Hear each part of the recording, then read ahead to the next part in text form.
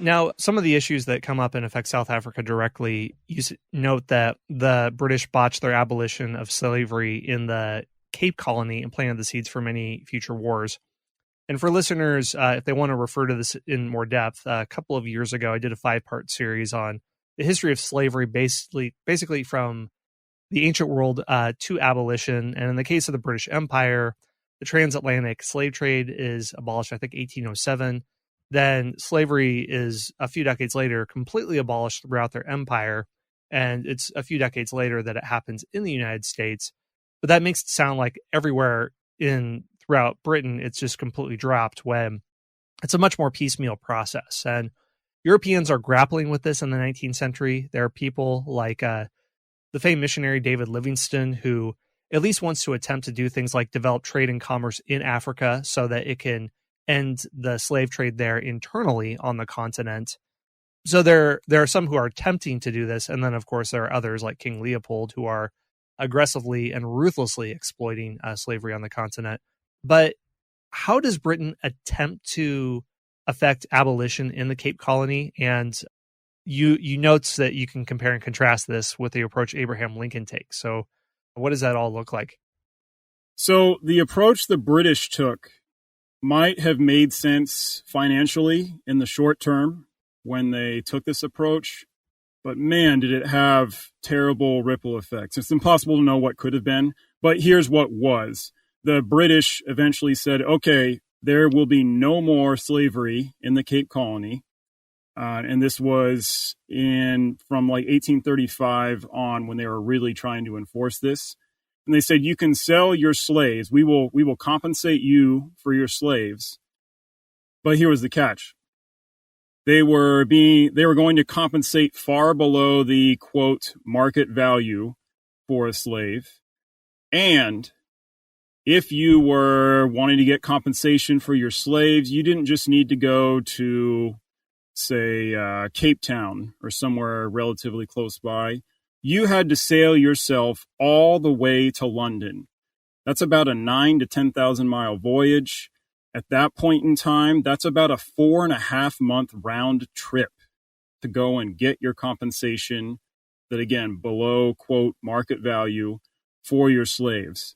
So this enraged a bunch of these Cape Colony residents who thought they were entitled to the full market value for their slaves, and thought this was a pretty transparent attempt to rob them of value for their slaves. So what a lot of them decided to do was leave and immigrate further north, deeper into southern Africa.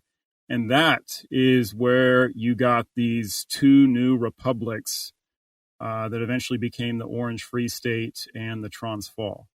Now, what I mentioned to you previously, Scott, was that when Abraham Lincoln was trying to consolidate as much support as he could against those Confederate states during the American Civil War, what he did in a state, say, like Maryland, that had a lot of slave owners in it, to keep them in the Union, he actually compensated slave owners in that state for their slaves as a way to make sure that he had their support. Now, of course, that didn't keep everybody who was a slave owner or a secessionist at heart from leaving Maryland. We know, of course, that some of them still went and took the Confederate side.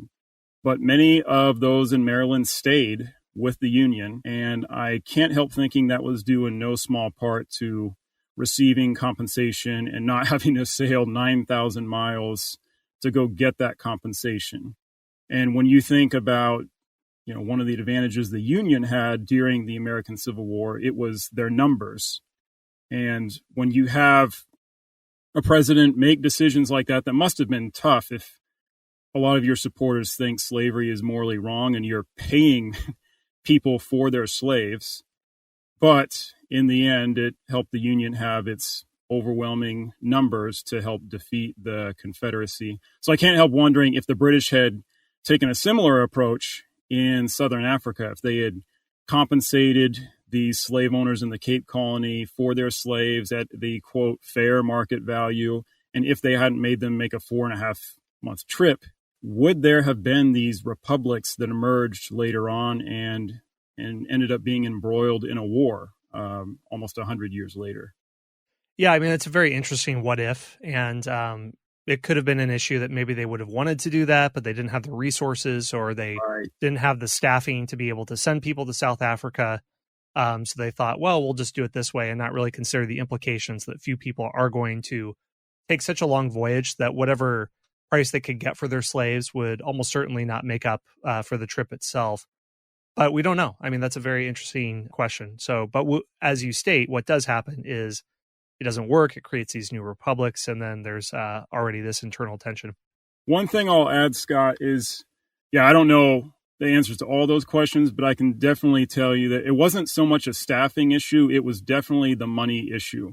And the reason I stress this is there was a similar decision in around 1870, where the British actually got an offer from the Orange Free State to actually be incorporated back into the British colonies, but to be annexed basically by the Cape Colony.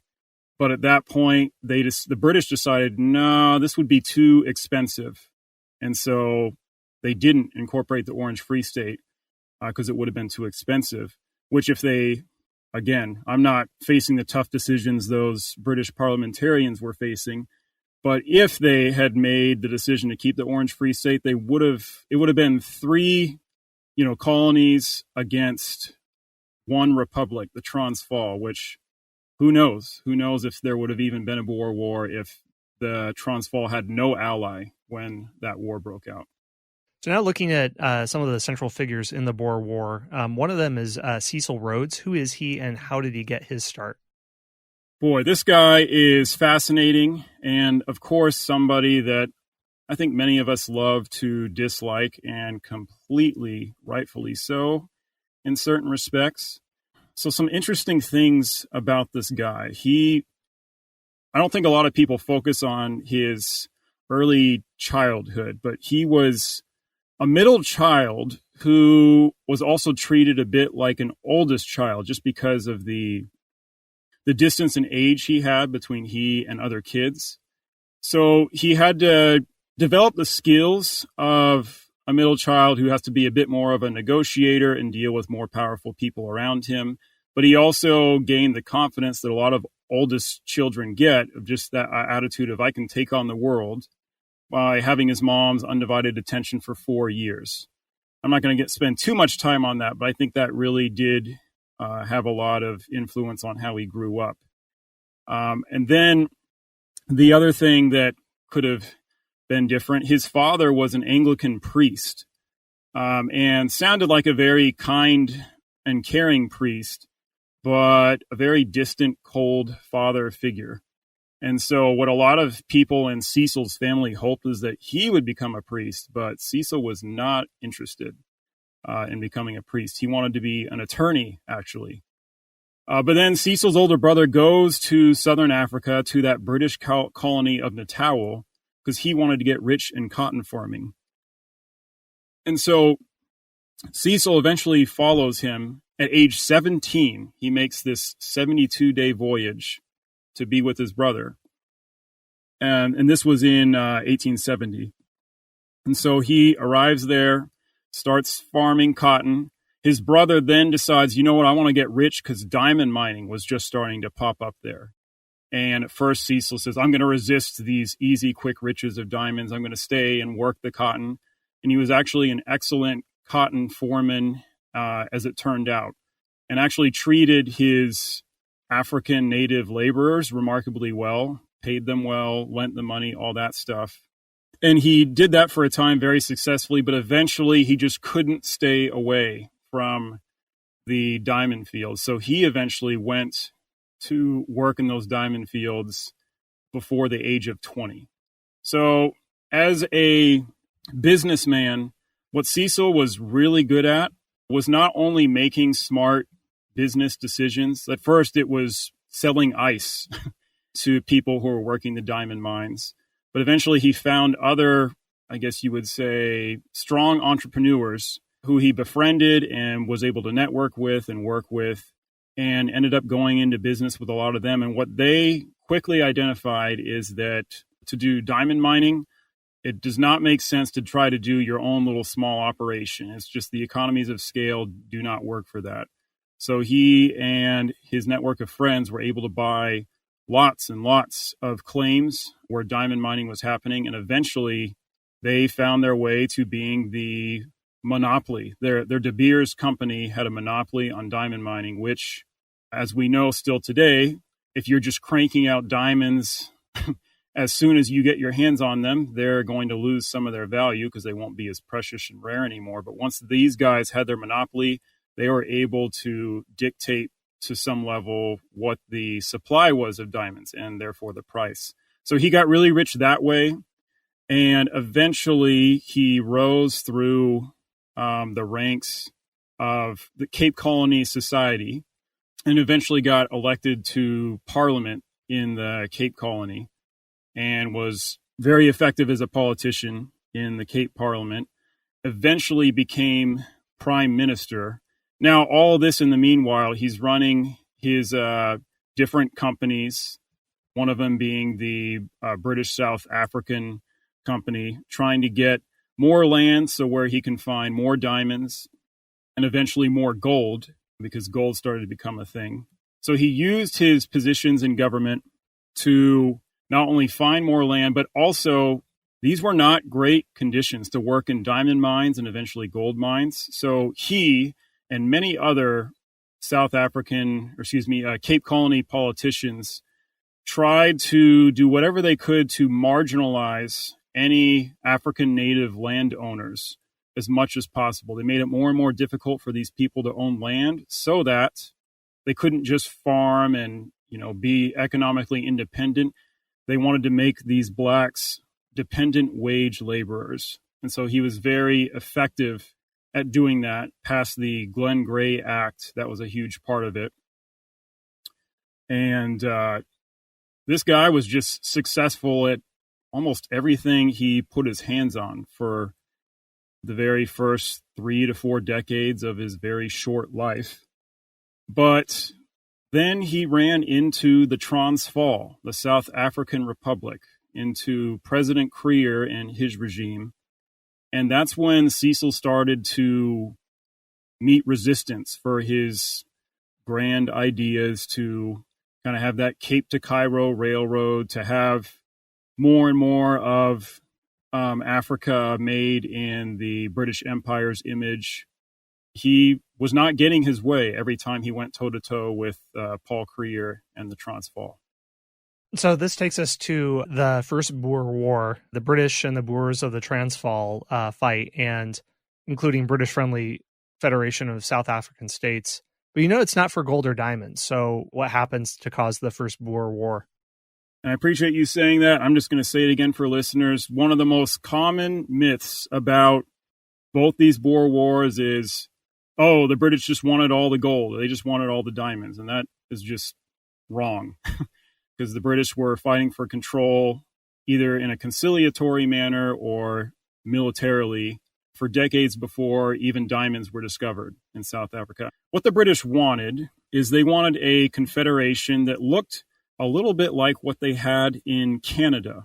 And so to give you more context on why they wanted something set up kind of like Canada, you need to first understand kind of what I mentioned before. They wanted a naval base at Simon's Town that could be really firmly protected. And they were afraid of France and the Netherlands of controlling some of the ports around South Africa. And then the British wanted to have a monopoly on ports that led their route to India. So for decades and decades, the British tried to keep some kind of soft control or influence over the area, and just to make sure that nothing could disrupt their trade with India. And they eventually wanted to convince the Transvaal and the Orange Free State to form a South African confederation that wouldn't keep getting into wars with neighboring tribes, because war costs money. And when some of these wars reached a crisis level, the British would have to send troops to help fight in these wars against tribes that opposed these different Boer or British settlers. And the British just wanted as little as possible to rock the boat in South Africa so that they could have free trade, quote unquote, with South Africa and a steady flow of trade that wasn't going to be disrupted by wars that would really sink the British treasury. Yeah, and this also is taking place at the absolute height of European colonization from the 1870s up to World War I. There's a period called the Scramble for Africa where different European empires are trying to take large parts of Africa out to set up their own colonies, to provide enough resources to enrich them. Because really, up until the post-World War II period, one of the dominant economic ideas is that if you are reliant upon trade with other states for your resources, you essentially make yourself vulnerable. However, if your resources come from a colony in which you control, then you're independent. This gives you a much stronger position of bargaining. You can fund your military machines. You're commercially in a much safer place, which we now economists argue that is not the case whatsoever, but that was at least the conventional wisdom at the time. So at this time, I mean, it's just understood that all these great powers are trying to secure their colonies. And there's, I don't think hardly any part of Africa that isn't under some European control. The only exceptions I can really think of are maybe Ethiopia and Liberia. Liberia definitely has the legacy of Western influence there as a former slave post. So this is when it begins. So tell me about some of the figures on both sides. You note the broken but brave men who lead the British effort, and who are those on the other side? So tell me about some of these figures. Some of the figures on the British side, you said? Yeah, who lead the British war effort, and then also on the Boer side. Okay, so it's really fascinating and sometimes comical, but not in any disrespect to the men who led on the British side. So during especially the lead up to the First Boer War and then afterwards, you had leaders of two different rings within the British military. That's probably something I should set some context with. You had the India ring, and that was led by Field Marshal Roberts. He would become Field Marshal during the South African War. So he, in India, did what we now call India, anyway, led some British expeditions against tribes that were not going to take what the British wanted to do in the area lying down. So he led some different sieges and battles in there and was very successful. And what he did to help keep that success going was have a sort of ring of officers that he kept going to over and over again wherever he waged war on behalf of the British Empire. And the advantage to being in that ring is that you probably got more recognition, you got more promotions and prestige.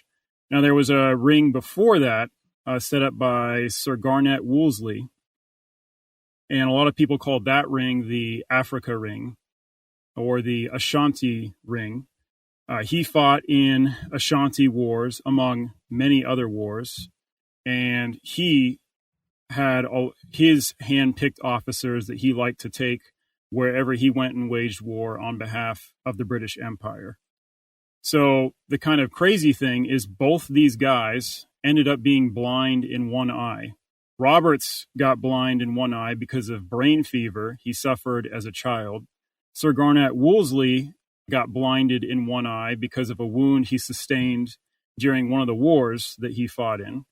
And then on top of that, one of the officers that rose up inside of Wolseley's ring, the Africa Ring, was a young Sir Redvers Buller. This guy, in his early 20s, while working with a horse within the British military, somehow this horse just lost it and ended up kicking Buller in the face, knocking out the front middle teeth of his, so that for the rest of his career, he spoke with a lisp. So you got two blind guys at the top of these two military rings in the British Army, and then one of the biggest lieutenants, you could say, of the Africa Ring, of Wolseley's ring, was a guy who was now talking with the lisp. But don't take their infirmities to mean, oh, these were feeble men. These guys were epic, brave, recklessly brave, even by our standards. and they would end up having a huge hand in how the British waged war during this Boer War of 1899 to 1902. And who replaced the commanders on the Boer side? Who were the leaders there? So the original leaders, you had Piet Cronje. He led most of the war effort for the Boer republics on the Western Front. So when they tried to drive into the Cape Colony, Piet Cronje was leading that effort. And he was not a remarkable military man, at least relative to the others that would replace him. He had his position because he was in good with Paul Kruger, the president of the Transvaal. And that happened far too much. Just men who were in high command in the Boer military because of their connections. So there was Piet Cronje leading that front. And then there was another Piet, a Piet Joubert, who led the Boer Republic's war effort on the Eastern Front, where they were driving into the colony of Natal to start the war. And he served pretty ably in the previous Boer War that was from 1880 to 1881. But he was no military genius, not even by his own account. He actually didn't think he was a very good general, said that about himself.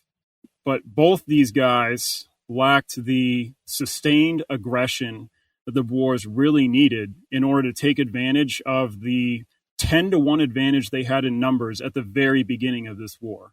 Now, of course, as it really got going, that advantage vanished very quickly as the British started to land troops when it was clear, this war is serious. But those were the two leading the war effort. But eventually, necessity basically got rid of these two guys at the top, even though if the Boers had really been playing their cards right, they would have seen pretty early on that these guys were not fit to be leading the kind of war that they needed to be fighting. So some of the men that replaced these leaders was, a protege of Piet Joubert, you could say, was a young man named Louis Botha. Now, Botha, man, he is a fascinating character, much beloved by many South Africans. He was 37 years old at the time, 6 foot, broad-shouldered, really tightly trimmed beard. He was a descendant of those Huguenots who first immigrated to the Cape Colony after losing their religious freedom in France. So he grows up one of 13 children. And where he grew up, not only was he fluent in Afrikaans, not only was he able to speak English, but he actually spoke Zulu and Sotho languages, so the languages of some of the tribes nearby. As soon as he was a child, he was able to fire a rifle, and he actually fought alongside some Zulu tribes. And then when circumstances changed, he fought against some Zulu tribes as a relatively young kid. For example, he fought as part of a Boer commando in 1884 that helped establish Dini Zulu as the new king of the Zulu at that point in time. So eventually, he serves in the Transvaal Volksraad.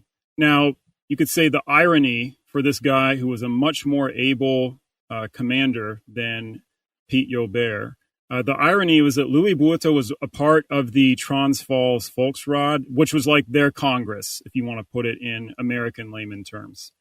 He served on there, and he was a part of the contingent that thought they should wait a lot longer to see if there was any way to avoid fighting the British in this Boer War of 1899 to 1902. He and a number of other members did that. But when basically events and some decisions made by men above his rank were made, Botha joined the war effort, and he ended up being much more effective and aggressive than Piet Joubert. One example, kind of an epic thing that Botha did, is he built fortifications near the Tugela River for one of these battles. And what they did is, instead of building fortifications where the British expected them, behind this particular river, like further away from the British, they actually built these fortifications in front of the river. And this really threw off the British because they didn't have very good scouting. And eventually they early on in a particular battle got mowed down because of completely miscalculating where Botha would have dug trenches. And these innovations were just not things that Joubert was employing as much when he was fighting as general. So there's Louis Botha, somebody who was a very innovative commander and got really good at moving very quickly when needed, rather than just, okay, we'll put this town to siege and sit here and wait for them to surrender. That was not Botha's style at all. Another commander that emerged taking Pete Cronje's place was a Christian de Wet, and he was a epic commander, also one that would go down in, if you were to have an top 100 military commanders, I bet a lot of people would nominate de Wet. He was an excellent guerrilla warrior. He was an excellent mover of troops and almost changed the course of a particular battle that kind of put a nail in the coffin of the Boers winning a quick, easy victory, and that was the Battle of Paardeberg. De Wet was moving just 1,500 men against this colossal army of about 40,000 British men that just weren't being deployed quite as lightly as de Wet. But again, like I said, there was Pete Cronje that was leading that effort, and because of how feebly he led his forces, they eventually ended up surrendering, all 4,000 plus of them, to the British, whereas it could have been very different if de Wet had been in charge. And then I think the one that might be the most interesting to me is Jan Smuts.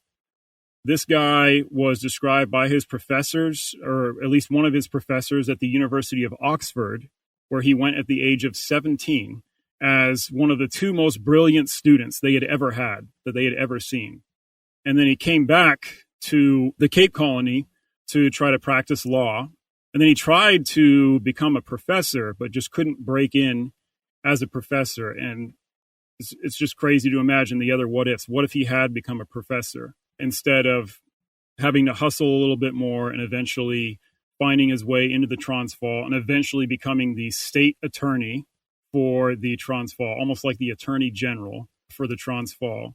So becoming one of Krier's right-hand men at age 28. And then when the South African War breaks out from 1899 to 1902, Jan Smuts eventually leaves behind his desk where he's acting as state attorney, and he eventually starts leading his own commando. And to be clear, commandos were groups of Boer warriors, typically in the scores of men, maybe in the hundreds of men. So he would eventually lead his own commando in a couple of attempts to drive into the Cape Colony and cause more Boers to rise up inside the Cape Colony. Because like I said before, especially the Cape Colony was a mix of British and Boers. So Jan Smuts would end up going and leading men into battle when before you would have pegged him as, oh, this guy will just be an academic stud who just keeps his nose in books or his feet inside of a courtroom. Hey everyone, Scott here. One more brief word from our sponsors. Well, there's a lot of implications of the Boer War. We can talk about it, mentioning Winston Churchill, the possible invention of concentration camps and other things too. But just very briefly, without getting into all the minutiae of the different battles, how did the British win? Because this type of war is almost always lost by the army who is fighting it very far from their base of operations. The British lose the Revolutionary War.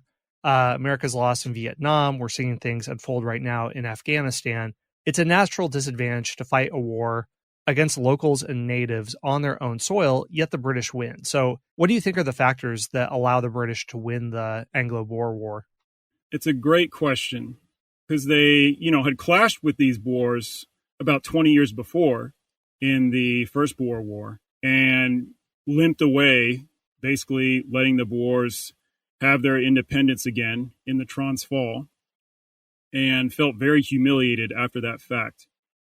But that's not to say that they couldn't have beaten the Boers then, but the cost comes up again here, was more than the Gladstone ministry of the British Empire was willing to shoulder. So eventually, after just a few months, they gave up in that war. When this war rolls around 18 years later, there's some veterans on both sides, but British veterans who are thinking, never again will we have another Machuba. This was an infamous battle that ended in a humiliating British defeat in the First Boer War. And a lot of them thought, we are not going to lose our commitment or resolve if we fight these Boers again. So this time, the ministry that was in charge was a Salisbury ministry from the more conservative party in Great Britain. And at that point in time, they made the determination that we cannot afford to let these Boers continue to do what they want in their republics. And we cannot afford to wait for South Africa to become what we want it to be just by some natural flow of events. We have to make it happen. And so once they started that, they weren't prepared at the beginning, mind you. They had only a handful, like several thousand troops in South Africa at the beginning. That was it. But once the British set their minds to it, they poured 250,000 plus troops into South Africa to win this war. Whereas the Boers were not even able to field anywhere close to even 80,000 troops. So I would say the biggest thing that helped the British win this war was just commitment and having sheer numbers that could easily be replaced relative to the smaller numbers that the Boers had. And another thing, too, that to not leave out is you note that people have been fighting over the name of this war for a long time due to the tens of thousands of Black Africans who are involved. It is, of course, not simply Boers and British soldiers fighting each other, but it's the locals on the ground who live there. So how are they involved, and how does this affect the naming convention of the war? It's an excellent question. First, this war was called the Boer War by many historians, and then eventually they went more inclusive, and they said, well, we should call this the Anglo-Boer War, to include both the British and the Boers. But eventually, more recognition was given to the fact that tens of thousands of Black Africans fought in this war, mostly on the British side. At first, they were technically not allowed to do this. This was supposed to be a, quote, white man's war, because both sides argued, oh, this is dishonorable to have Africans fighting on our side. So the Blacks were only allowed to serve more assisting type roles. But as the war progressed, both sides broke this rule pretty repeatedly, but it was much more to the British advantage that they were breaking it, because African natives saw more hope for their long-term future if the British won this war, rather than having a Boer-dominated Southern Africa. So you had tens of thousands of Africans supplying the British, either with horses or oxen, or they're just themselves as guards of various stations, or eventually of blockhouses that popped up all over South Africa to help suffocate the Boer War effort. And you want to talk about people who died in really large numbers in these concentration camps. Blacks suffered dramatically in these concentration camps that came up. Well, that's a good point, too, because some point to this war as the invention of concentration camps. So is that true? What happens during this war, and what are these camps? I'm glad we're addressing this, because this is more than anything. When I hear people talk about this war in passing, they say, oh, this is the one where the British invented concentration camps. And let me tell you, that just cannot be further from the truth. Concentration camps did emerge, killed far more Boers than in these camps than on the field. So they were definitely a huge factor. They were insanely inhumane. One lady from the British Empire, Emily Hobhouse, went to observe these camps and report on these camps and bring attention to them. And one example of just how nasty these got was at a railway station, I believe it was Mafeking. There were a bunch of Boers that the British had kind of rounded up and were going to be placing in a camp eventually.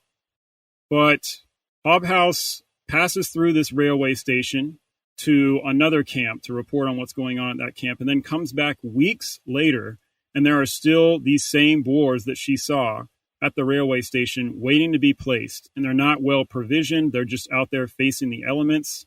And this part just kills me, Scott, as somebody with a 9-month-old baby now.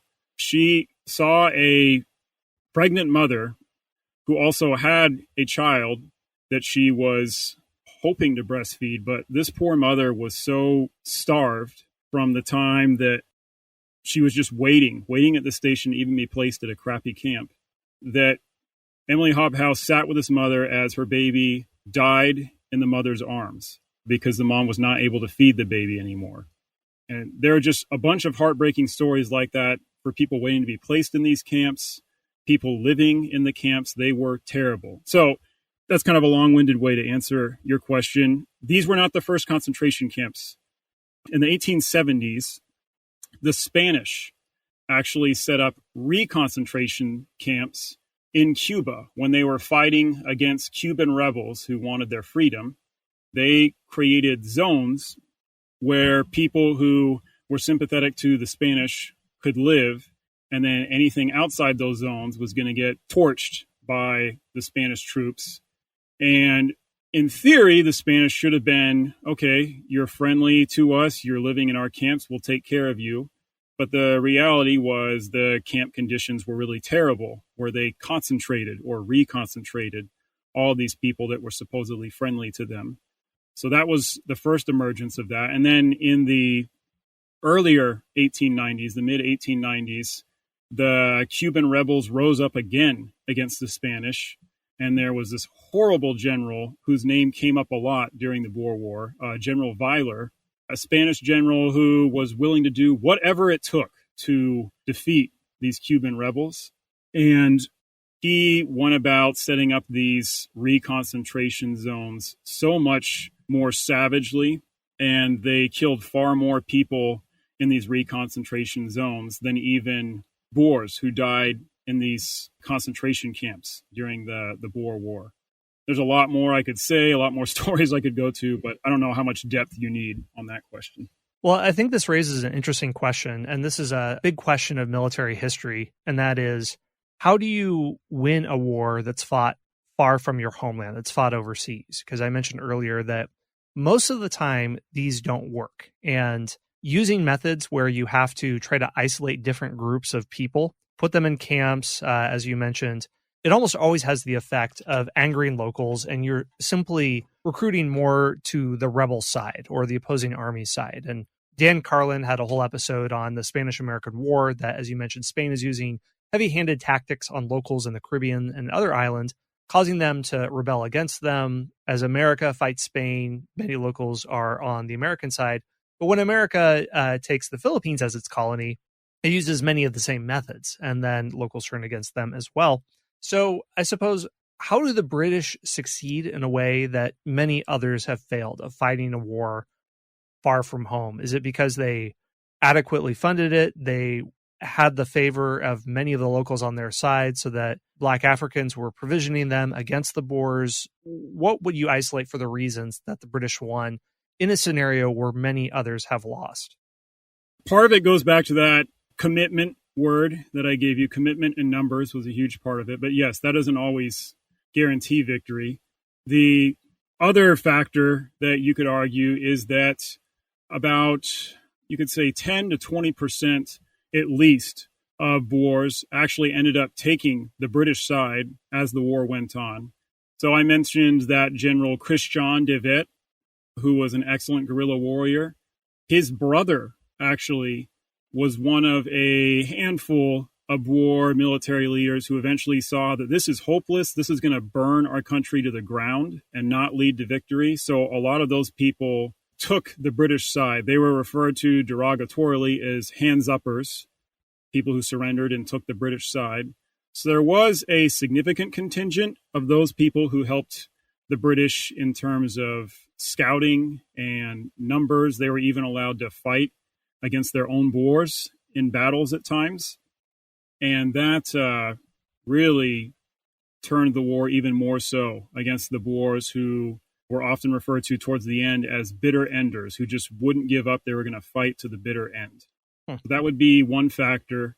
And then the British definitely in a decisive way. They burned so much of the Boer colonies to the ground in the Free State, and especially, well, also in the Transvaal. They were burning these areas to the ground, so there was just nowhere for people to survive and help supply the Boer warriors who were still in the field. And like I said before, there were more Boers who died in these concentration camps than even Boer warriors who were fighting in the field. And a lot of these warriors were embittered so much by these concentration camps that they said, we're just going to fight to the end. How dare you do this to our women and children? We'll make you pay for this. But there were others who just thought to themselves, how much longer can I make my wife and 7 children live in a camp like that? How much longer is this worth it when our odds are continuing to shrink or disappear, our odds of victory? Well, before we get into the legacy of the Boer War, when people hear about this, oftentimes it's in passing. The Boer War, I mean, in the context of the biography of Winston Churchill.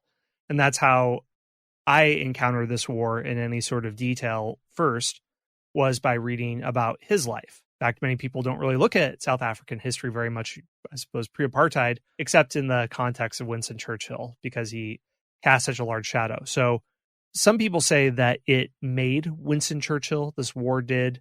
What was he doing at this time? What was his involvement, and how did it influence his life? So Winston Churchill at this point was starting to really starting to make his destiny. He was really young. I mean, 24 years old when this war broke out, but he had already been chasing danger for years before that, whether it was in present day India, where he would fight and just run through bullets to kind of prove himself as a leader and as a brave person, but he also would report on those things and write books about those things to help make some of his own money. His mother worked some connections so that he could travel to the Cape Colony aboard the same ship that was bearing Sir Redvers Buller, the man who led the British war effort in South Africa for the first portion of the war. And here's the crazy thing. Churchill gets to the Cape Colony, and somehow he gets to find his way into this meal at Sir Alfred Milner, who was the British High Commissioner of the Cape Colony and Southern Africa at that point. And he was at this meal where Sir Alfred Milner was talking about what was going on and how the war wasn't going well those first few weeks for the British. And Buller was there as well. And at some point, Churchill, age 24, never served more than a lieutenant in any military role and just a reporter. He starts talking to Milner about how he should be running this war, and to Buller about mistakes that the British are making running this war. And at one point, Buller, not really one to mince words, just tells Churchill, don't be an ass. And that, you could say, was the end of that conversation. But for many of you who know Churchill, it didn't really take, authority figures didn't necessarily intimidate him into being silent or putting a cap on his bravery. Eventually, Churchill is aboard an armored train to report more on what's happening in Natal. And what happens is that Louis Botha and a contingent of Boers put a whole bunch of boulders in the path of this armored train that Churchill is on. And so it causes the train to go into a grinding halt. Some gunfire ensues. Churchill's running around trying to assist the British on this train in resisting the Boer attackers. But and also assisting, trying to get a way for this train to get out of the situation, even if it had to go backward. They just wanted to get out of there. So eventually they get the train back on track and out of the situation. But then Churchill dismounts the train at a nearby town, but then he gets captured. And he might have gone down in flames because he reached for his pistol at that point, but it was not there. So he eventually decided, I should just be captured. So he became a POW for many weeks. and just wouldn't give up on trying to find a way to escape this camp, even if he had to crash other people's escape attempts or meetings where they planned escape attempts. Churchill was not going to be denied escape from this place. It was actually only a matter of days before all of his family connections were going to get him passage from this camp with Boer permission, but Churchill didn't know that, so he made an escape one night and eventually found his way back into British hands and safety and got back to England, but didn't stay there. He decides, I'm going to come back. So he comes back as a reporter and an officer, so kind of a dual role. So he would report on what was happening in some battles, and then in one battle, he actually delivered news to try to get one British officer to stop from surrendering, but was too late to do that. And because of just all that Churchill really lived through and did during this war, he wrote a couple books about these wars. And those books sold really, really well to where he could finally afford to run for the House of Commons. And when he got back to England, he also was seen in much higher regard for his bravery. And he also even toured the United States and even had Mark Twain actually introduce him at one of the speaking engagements that he had where Churchill was promoting his book. But after all that brave, reckless antics of his, after all of that making money from books, Churchill had the money, he had the prestige, and he won his first House of Commons seat and didn't really look back from there. Yeah, and he appears all over the place. He's in World War I, one of the leaders of the Gallipoli campaign. The rest is history, as they say. So this comes to a big question, and I think something that you were addressing on your podcast, and listeners can listen to that series to get into incredibly more depth on this topic. And that is, what is a legacy of the Boer War? And you've debunked a few of the characterizations that it was over resources, that this is the invention of the concentration camp. And when people hear that word, they immediately think of the Holocaust. So we discussed that, but do you see parallels with this wars to other wars? Some had characterized it as the British Vietnam or the U.S. invasion of Iraq in 2003. So how do you characterize this war? And in South Africa's history, what do you think is the legacy of this war? It's really, sadly, Scott, it's a tragic legacy. I don't really think there's much, at least from my standpoint, positive to say about it, because a lot of the Africans who took the British side during this war, they were hoping, hey, maybe we'll get more access to property and not just have to be really lowly paid wage slaves. Hey, maybe we'll even get the vote. That's what the British values, at least as stated by politicians like Joseph Chamberlain. That's what they argued for. But that was not ultimately what happened for the Black Africans who served. The British made the decision that in order for this new united South Africa, and that wasn't immediately after the war, to be clear, but this new united South Africa to move forward, they had to make sure that whites were united. And black rights be damned. They prioritized making sure that whites were united, and they didn't think they would be able to sell so many of the Boers who survived this war on a united South Africa if blacks were given the franchise. So that was a very problematic moral decision, in my view, that rippled decades and decades into the future. Basically, the idea was, hey, we won't even touch the black franchise issue until South Africa is its own free country again, which most people at that point knew, well, when it's its own free country again, there's very little chance that they're going to turn and give rights to Africans who far outnumber whites in this country. So that's one legacy, is that Black Africans just got really screwed. Another legacy of the war is that the Boers sure didn't forget about these concentration camps.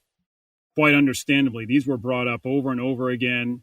When the British would make any kind of complaints about how things were running, the Boers, all they had to do was turn and say, don't even talk to us. You put thousands of our women and children in concentration camps to die. So the legacy of concentration camps really gave a lot of fuel for various Boers or Afrikaans who wanted to run the country the way they wanted to run the country. And I guess another legacy that's a bit of a false one is that the Brits were kind of seen as the bad guys, the one aggressor in this war, that it was these Boers who were freedom fighters, just fighting for their republic's freedom, and along came these British bullies. And the British were very disingenuous and inconsistent in how they argued and rationalized their right to go in and dictate the way these republics were going to be run. It's not like these republics were just sitting there, focusing inward, trying to make their countries great countries again. The Transvaal particularly, but not only Transvaal, were almost constantly expanding and trying to beat nearby tribes into submission or coerce nearby tribes into submission and take more territory to grow their republic. And that's part of what gave the British more ammunition to come after, particularly the Transvaal, it was definitely an aggressive little republic. Well, as you describe here, the effects of a war that happened over a century ago can have long-lasting impact, and the process of decolonization, once the colony ends and independence is granted, that does not end the story. There are many legacies left over, and we clearly see that in the story of South Africa. Well, this is just one war, and you went into this in incredible detail on your show, Forgotten Wars. And for listeners who want to check that out, there are many other things like this they can listen to. So, Michael, thank you for joining us. And where is the best place for people to find you online? You can find me at my website, forgottenwarspodcast.com. And then you can find my podcast on pretty much any podcast provider there is out there. If you go to my website, you can also contact me with any questions that you have about the show as you're listening to the show. All right. Well, people can check that out there, that link, and appreciate you sharing all of your info with us. All right. Thanks so much for your time, Scott. All right. That is all for today. If you'd like to see show notes for this episode and all my other episodes, go to parthenonpodcast.com. That's the name of the podcast network that this show is a part of, along with other great history shows like Steve Guerra's Beyond the Big Screen and History of the Papacy, James Early's Key Battles of American History, and other shows as well. If you'd like to support this show, there are two easy ways to do so. The first is to subscribe to History Unplugged on the podcast player of your choice and leave a review. The second thing is to join the show's membership program.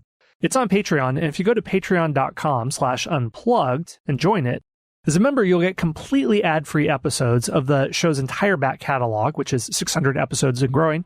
Just go to patreon.com/unplugged.